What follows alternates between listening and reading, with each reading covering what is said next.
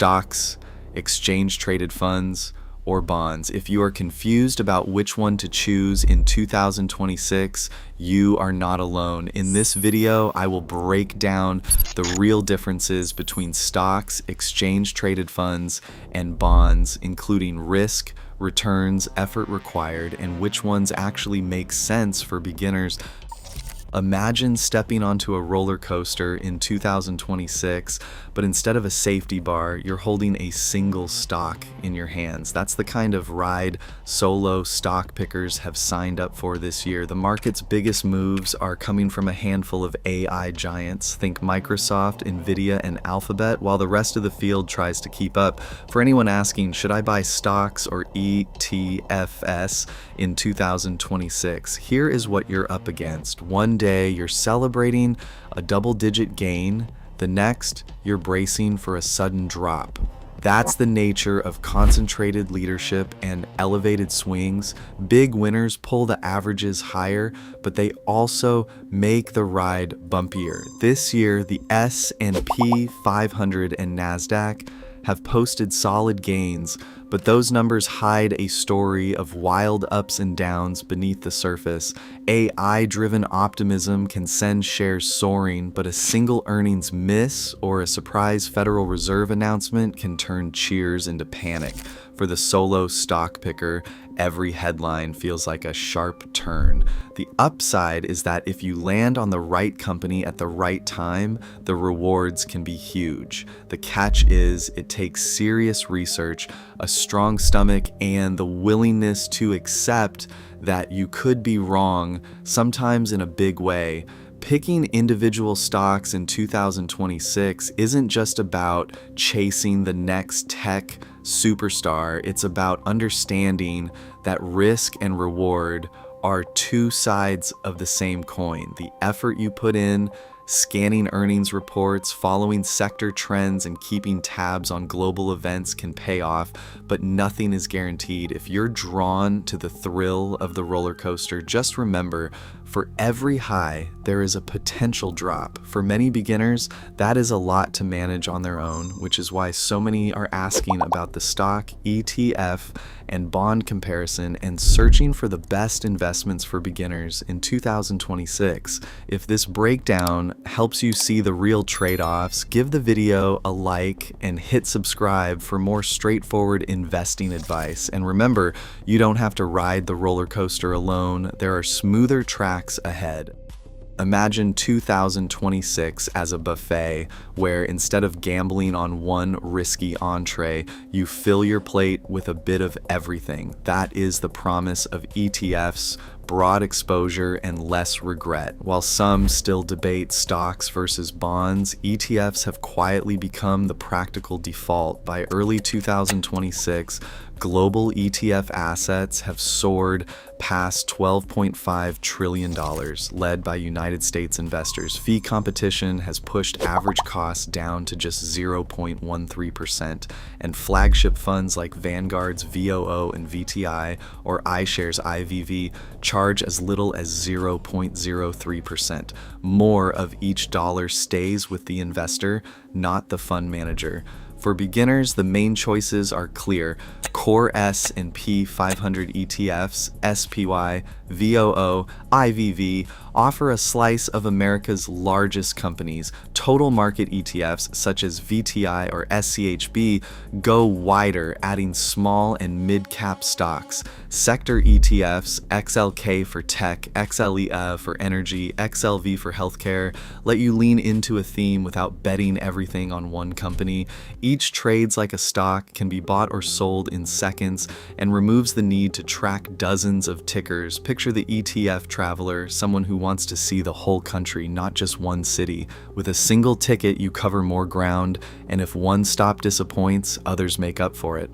For most new investors in 2026, ETFs are the bridge between the wild swings of stocks and the steady calm of bonds. They do not promise jackpots, but they do offer a higher chance of long-term success by spreading risk. The smartest portfolios use a mix, and ETFs make that balance simple. Picture a calm lake on a summer morning. That is the feeling bonds can bring to your portfolio in 2026. While stocks and ETFs get all the headlines for wild swings and big gains, bonds are the anchor that keeps your money steady when the market gets choppy. When you buy a bond, you are lending money to a government or a company, and in return you get paid interest, usually at regular intervals, until your money comes back at maturity. It is the classic trade. You provide stability and they pay you for it. In 2026, the bond market is finally rewarding patience. For the first time in over a decade, real yields, what you earn after accounting for inflation, are positive. 10-year Treasury yields hover near 4%, while inflation expectations sit around 2.5%. That means you are actually growing your money, not just keeping up with rising prices. No wonder short-duration bond ETFs, which hold bonds maturing in a year or less, have seen a flood of new money in 2026. Investors want the safety of bonds, but they also want flexibility to move if rates change again. Think of short-term bond ETFs like stepping stones across a stream. Each step is small, steady, and gets you closer to your goal without risking a big slip. These funds offer low price swings, just a gentle ripple compared to stock waves, and you can buy or sell them anytime, just like stocks. For beginners, this is the calm lake option in the classic stocks versus ETFs versus bonds debate in 2026. Bonds will not make you rich overnight, but they help you sleep at night, especially if you are building an emergency fund or want to balance out the riskier parts of your portfolio. If you are wondering whether you should buy stocks or ETFs in 2026 or just stick with bonds, the answer does not have to be either or. The best investments for beginners in 2026 often combine all three, using bonds as the anchor. If this helped clarify the stock, ETF, bond comparison, give the video a like and subscribe for more straightforward investing advice. Picture three colored bubbles floating on a simple chart: red for stocks, blue for ETFs, and green for bonds. On one side, the vertical axis climbs from low to high risk. Across the bottom, the horizontal axis stretches from low to high potential return. Each bubble finds its spot, giving you a quick side-by-side look at the trade-offs in the classic stocks versus ETFs versus bonds debate in 2026. The red bubble, representing individual stocks, sits high and far to the right. That is where you find the biggest swings and the highest possible rewards. It is the roller coaster zone, thrilling but not for the faint of heart. One good pick can double your money, but a bad break can wipe out gains in a hurry. This is why so many beginners ask, should I buy stocks or ETFs in 2026? The upside is tempting, but the risk is real. The blue bubble, standing in for broad market ETFs, lands comfortably in the middle. Here, risk and return are balanced. ETFs spread your money across hundreds or even thousands of companies, so you get a smoother ride than with single stocks. Returns are solid, not sky high, but reliable enough to build wealth over time. For most new investors, this is the sweet spot for beginners in 2026. Less stress, more sleep, and a simple way to start. The green bubble, bonds, hovers low and to the left. This is the calm lake, steady, predictable, and designed for those who want to protect their money first and grow it second. In a bonds versus ETFs comparison, bonds deliver less drama and less reward, but they are the anchor that keeps your portfolio from drifting in a storm. One chart, three bubbles, and a color-coded legend to keep it clear. You do not have to pick just one. The smartest investors use all three, mixing red, blue, and green to match their goals and risk comfort. If this helped you see the stock ETF bond comparison in a new light, give the video a like and subscribe for more straightforward investing advice. choosing between stocks, ETFs, and bonds in 2026 comes down to three simple questions. How much risk can you handle? How much time and effort do you want to put in?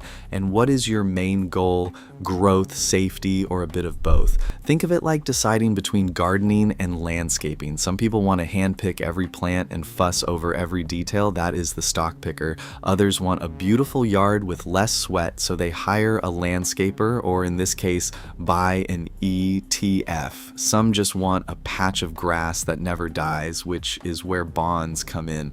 Let us run two quick examples. These are just illustrations, not advice. Scenario A, you are 28, want to build wealth, and do not lose sleep over market swings. You might go 70% broad market ETFs, 20% sector ETFs for a theme you like, and 10% short-term bonds for emergencies. Scenario B, you are 55, thinking about retirement, and want more stability. A classic mix could be 40% broad market ETFs, 40% bonds split between short-term and inflation protected, and 20% in a few stocks or sector ETFs for a growth kicker. The best investments for beginners in 2026 usually start with ETFs. They give you instant diversification, low fees, and less stress than picking stocks solo. Bonds versus ETFs. Bonds bring calm, but will not grow your money much on their own. Stocks versus ETF versus bonds in 2026 is not a battle. It is a toolkit. Most smart portfolios combine all three, so you get growth, stability, and peace of mind. If this comparison helped you, hit like, subscribe for more straightforward investing advice. Moi suis space, and remember, you do not have to pick just one track. The right mix is the one that fits your life. In 2026, stocks versus ETFs versus bonds is not a winner take all debate. It is about mixing the right ingredients for your goals. Most beginners find ETFs a smart first step, but the best portfolios often blend all three. The real question is not, should I buy stocks or ETFs? It is, what balance fits you best. If this helped, hit like and subscribe for more clear investing tips.